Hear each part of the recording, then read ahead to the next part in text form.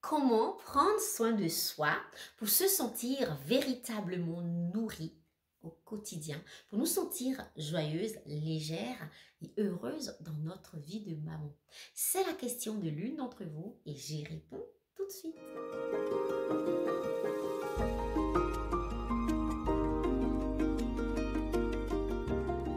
Bonjour et bienvenue dans cette vidéo. Nous parlerons de soin de soi. Comment prendre soin de soi de façon à se sentir nourri au quotidien. Et je réponds à la question de l'une d'entre vous. Je vous lis ce qu'elle m'a écrit. Je prends du temps pour moi, repos, atelier, stage personnel, moments entre amis, danse, voyage. Et j'ai bien l'impression de prendre soin de moi, yin yoga, rituel, massage, etc. Mais je ne ressens pas vraiment un apaisement. Et cette situation m'attriste car je ne sais pas comment m'apporter ce dont j'ai besoin.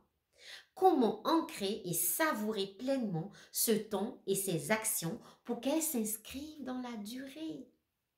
Oh, ça me touche énormément. Est-ce que tu sais, chère maman, que tous les mercredis, je fais une vidéo sur cette chaîne pour répondre à la question de l'une d'entre vous. Si tu as une question pour moi, dans le déroulé de cette vidéo, tu verras un lien. Clique dessus, pose-moi ta question et quelques semaines plus tard, je te répondrai avec joie en vidéo. Alors, je reviens pour répondre à la question qui m'a été posée. Donc déjà, première chose, bravo. Bravo de prendre du temps pour toi. Bravo de prendre soin de toi. C'est tellement important en tant que maman, en tant que femme, que nous prenions soin de nous, que nous prenions soin de nous nourrir, de nous recharger, afin d'être plus apaisés et donc plus disponibles pour tout ce que nous devons mettre en place dans notre vie. On nous demande beaucoup aujourd'hui en tant que femme et maman. Donc c'est important que nous soyons bien avec nous pour mieux donner. Comment se fait-il que malgré le temps qu'elle prend pour elle, malgré le fait qu'elle prenne soin d'elle, elle ne se sent pas nourrie? La première piste de réflexion qui me vient, c'est répondre à tes besoins. Est-ce que tu pars de tes besoins ou est-ce que tu le fais de la tête, comme j'aime l'appeler? Parce que l'énergie dans laquelle tu fais les choses change tout. Donc, la première réponse, c'est est-ce que tu vas à des ateliers, va à du yin yoga, va à des moments entre amis, et quels amis en parenthèse, etc. Parce que pour toi, c'est ce qui t'appelle, c'est ce qui te nourrit, c'est ce qui est là pour toi, c'est ton besoin du moment, ou est-ce que tu le fais parce que c'est ça qui est bon pour soi?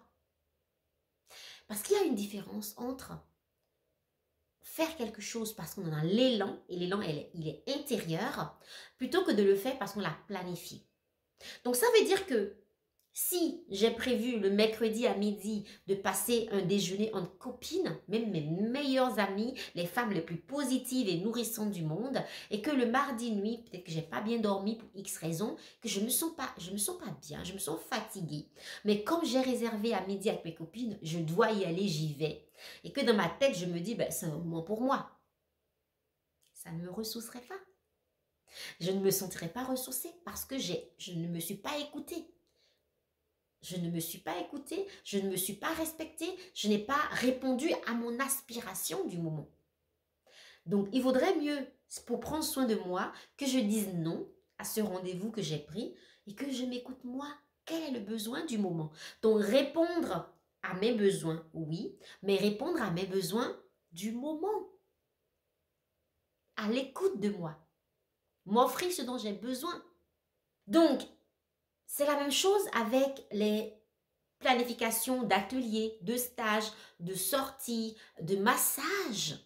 Si je suis par exemple dans ma période de mes lunes, où j'ai ce sang qui coule de mon corps et je n'ai pas envie d'être touchée, je peux réserver une séance de massage le plus merveilleux possible, mais si je suis crispée, oh, elle me fait ça, j'aime pas, je ne serai pas ressourcée. Donc, ce n'est pas tant ce que je fais qui importe, mais le moment où je le fais et dans quelle énergie je le fais. L'écoute de soi. L'écoute de soi change tout. La deuxième piste de réflexion que je t'invite à avoir, c'est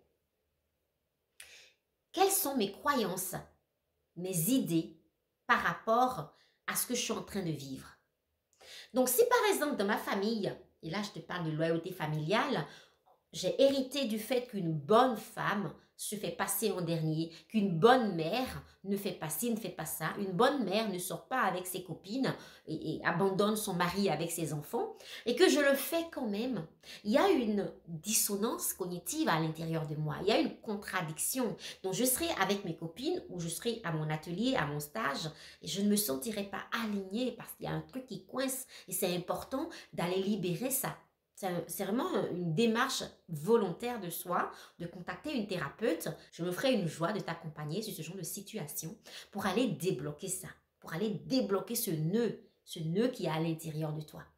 Donc, ça peut être tout simplement le fait que j'ai des croyances, des idées, des blocages finalement, qui viennent de mes conditionnements, de mes programmations sur ce que c'est que le temps pour soi. Donc, si je suis à mon atelier de yoga et je me dis, oh là là, mon pauvre fils, est-ce qu'il va bien là maintenant? Est-ce que la nounou, elle s'occupe bien de lui? Est-ce que mon mari, il a pensé à son biberon? Est-ce qu'il est en train, oh là là, on a cuisiné des haricots verts, va-t-il le manger? Est-ce qu'il va penser à lui mettre de l'huile d'olive? C'est pas possible de me sentir nourrie. Donc, allez voir si ça ne vient pas de mes croyances, de mes idées, etc. qui me court-circuitent en fait. Et la troisième chose que j'ai envie d'aborder ici, ça va être le ici et maintenant, la pleine présence. Je te raconte une histoire qui m'est arrivée il y a quelques années, je pense en 2016, j'étais en plein burn-out maternel et je suis allée dans une tribu en Afrique me ressourcer. Et j'ai eu la joie d'être accueillie dans une tribu et nous étions en cercle de femmes et ces femmes-là étaient là en train de parler justement de féminité, de maternité, de soins de soi, de joie de vie, de bonheur, de plaisir. C'était vraiment un moment exceptionnel et elles étaient pleinement là, heureuses, alignées, en joie.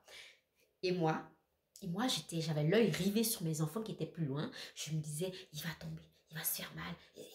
Et j'étais crispée dans l'anticipation de ce qui pourrait éventuellement se passer mal, de ce que je pourrais apporter à mon enfant. J'étais tellement là-bas que j'étais pas ici. D'ailleurs, c'est ce que une des femmes qui était là m'a demandé, mais Nadège, quand tu es ici, es-tu ici?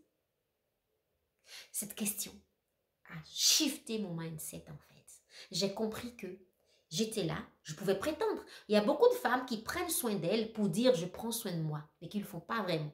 On peut se saboter comme ça. Donc je pouvais me dire oui, je suis là, je prends ce temps avec ces femmes-là. Mais je n'étais pas là. J'étais dans la surveillance de mes enfants. Peut-être que pour toi, ça va être je suis là dans mon atelier de yoga et je suis donc obsédée par mes pensées parce que je dois faire après, parce que par la suite, je suis dans une énergie d'exigence en fait. Donc la pleine présence, la pleine conscience, l'ancrage dans ce que je vis, savourer au quotidien, là tout de suite, ce qui est là, ça change tout. Ici et maintenant, je le vis pleinement. Je me déconnecte de tout le reste et je suis en train d'être nourrie, rechargée. Cette clé m'amène à te parler d'une dernière clé qui est la croyance qu'il faut un temps pour soi qui est hors de ses enfants, qui est hors de son quotidien. Le temps pour soi, finalement, on le prend tout le temps. On pourrait se dire, je fais une vidéo, je fais cette vidéo-là, je le fais pour vous. Ça ne me recharge pas, ça ne me nourrit pas. Ça dépend de l'énergie dans laquelle je fais. Je fais ça parce que j'adore faire ces vidéos, parce que j'adore être en lien avec vous, parce que ça me nourrit de vous partager des clés. Ça me nourrit de dire peut-être qu'il y a une maman qui va être touchée par cela et que ça va changer sa vie. Donc c'est un temps pour moi, c'est un temps qui vient vraiment dans cette valeur fondamentale pour moi du partage, de la transmission. Et ça répond à ça. Du coup, ça me nourrit. De même, je m'occupe le mercredi après-midi de mes 3 enfants. Ils chahutent, ils courent partout, ils crient, ils sautent. Je peux me dire, soit c'est un temps pour eux, ça ne me nourrit pas, ça m'épuise. Ou je peux me dire, mais non, c'est ma vie de maman. C'est aujourd'hui ça. Et ça me nourrit pleinement. C'est une question d'état d'esprit. C'est une question de croyance, de ce que je me raconte. Prends soin de toi. Tu es importante. J'espère que ces clés t'ont aidé à changer un peu ton positionnement par rapport au temps qui te recharge ou pas, aux soins de soi qui te recharge ou pas. Et si tu désires aller plus loin, pour aller casser tes blocages à toi personnels, pour aller débloquer tes croyances, pour changer les choses profondément, contacte-moi, je me ferai une joie de t'accompagner à être plus heureuse et épanouie dans ta vie de femme et de maman.